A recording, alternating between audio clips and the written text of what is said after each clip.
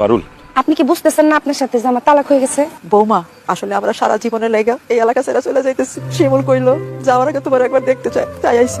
এই এলাকা ছেড়ে চলে যেতেছেন কেন? এই এলাকায় থাকার মতো আর অবস্থা নাই পারুল। আমাদের তো জায়গা সম্পত্তি এমনি কিছু নাই।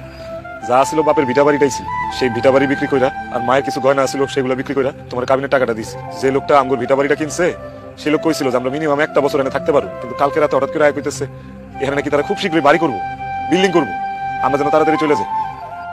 সেই জন্য আমরা চলে যেতেছি। কই যাবেন তাইলে এখন? কই যাবো জানি না, কিন্তু এই গ্রাম ছেড়ে অনেক দূরে চলে যেতেছি। যাওয়ার আগে ইচ্ছা ছিল তোমার শেষ একটাবার দেখা যাবো, সেই জন্য তোমার দেখতে এসছি।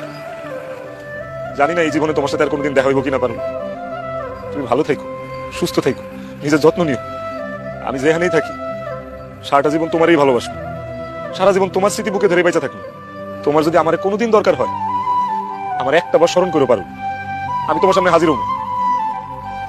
পারুল, তোমার মনে আছে আমরা ঠিক করছিলাম আমাদের যদি মেয়ে হয় তাহলে আমাদের মেয়ের নাম আমরা রাখবো তোমার নাম আর আমার নাম মিলায়া। তোমার নাম পারুল, আমার নাম শিমুল, আমাদের মেয়ের নাম রাখবো বকুল। মনে আছে তোমার? তুমি যদি আরেকটা বিয়া করো, সেই ঘরে যদি তোমার একটা মেয়ে হয়, তুমি সেই বাচ্চার নাম বকুল রেখো। আমি চেষ্টা করব। পারুল, তুমি জানো তুমি যখন আমার শিমুল বলে ডাক দিতা আমার বুকটা খুশিতে ভরে যেত।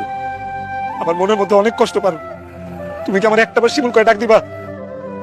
বিশ্বাস করো, তুমি যদি আমার একটাবার শিমুল করে ডাক দাও আমার ভিতরে যত কষ্ট আছে সব শেষ হয়ে যাবে। তুমি আমার যা যা কষ্ট দিচ্ছ আমি সব ভুলে যাবো, কিচ্ছু মনে রাখবো না।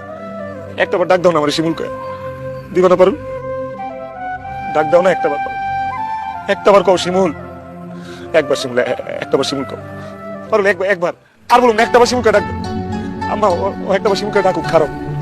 পারুল, পারুল একবার ডাক দাও না শিমুল করে। পারুল।